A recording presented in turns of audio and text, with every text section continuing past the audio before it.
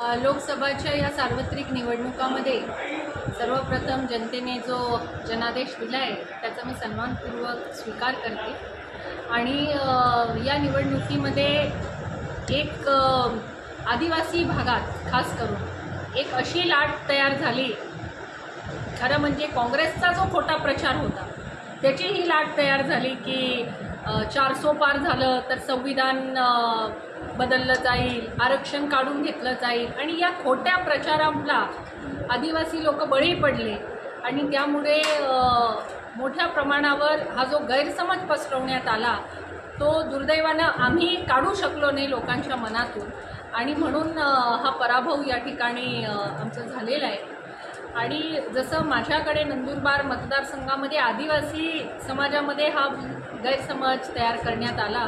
तसाच इतर मतदारसंघामध्ये SC समाजाचे समाज बांधव आहेत, आदिवासी समाजाचे समाज बांधव आहेत, सगळीकडेच हा अशा प्रकारचा एक खोटा नॅरेटिव्ह काँग्रेसने जो सेट केला त्याचा फटका हा या निवडणुकीमध्ये बसला आहे असं मला वाटतं। या आपल्या लोकसभा निवडणुकीमध्ये आदरणीय देवेंद्रजींनी प्रचंड परिश्रम घेतले, प्रचंड मेहनत घेतली, सर्व मतदारसंघांमध्ये जाऊन तिथला उमेदवार निवडून आला पाहिजे, महायुतीचा उमेदवार निवडून आला पाहिजे यासाठी त्यांनी वैयक्तिक ही खूप मेहनत घेतलेली आहे। माझ्या लोकसभा मतदारसंघामध्ये आदरणीय मोदीजींनी, आदरणीय देवेंद्रजींनी दोघांनीही सभा घेतल्या आणि मला निवडून आणण्यासाठी खूप प्रयत्न केले, परंतु दुर्दैवानं एक खोटा जो नॅरेटिव्ह संपूर्ण महाराष्ट्रभर जो सेट करण्यात आला काँग्रेसकडून त्याला मतदार बळी पडले आणि विरोधात त्यांनी मतदान केलं। यासाठी देवेंद्रजी अजिबात जबाबदार नाही, उलट त्यांनी तर खूप मेहनत घेतली। महाराष्ट्राला एक अत्यंत हुशार नेतृत्व आदरणीय देवेंद्रजींच्या रूपानं मिळालं आहे, एक विजन असलेलं, दूरदृष्टी असलेलं आणि महाराष्ट्राचा सर्वांगीण विकास करू शकेल असं नेतृत्व आदरणीय देवेंद्रजी आहेत आणि त्यामुळे देवेंद्रजी हा जो एवढा मोठा लॉस महाराष्ट्रात झाला याचा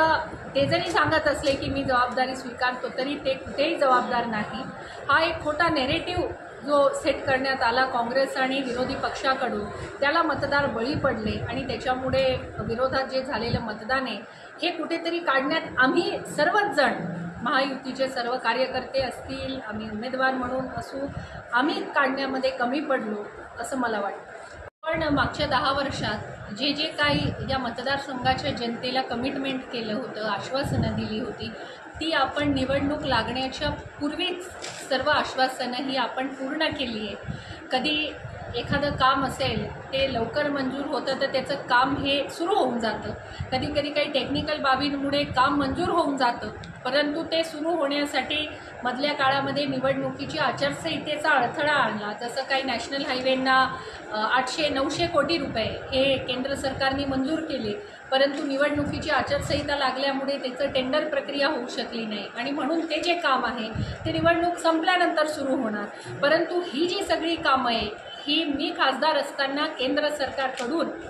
आदरणीय मोदीजींकडून ही सर्व कामं आपल्या मतदारसंघात मी मंजूर करून आणलेली आहे आणि हीच कामं पुढचे 2-3 वर्ष चालणार, कारण नॅशनल हायवेसारखी कामं असतात ही काय एका महिन्यात किंवा एका वर्षात पूर्ण होत नाही, 3-4 वर्ष ही कामं चालतात आणि ही कामं आमच्या काळात मंजूर झालेली आहे। त्यामुळे उगाच कोणीही फुकटचं श्रेय घेऊ नये असं मला या ठिकाणी सांगायचं। नंदुरबार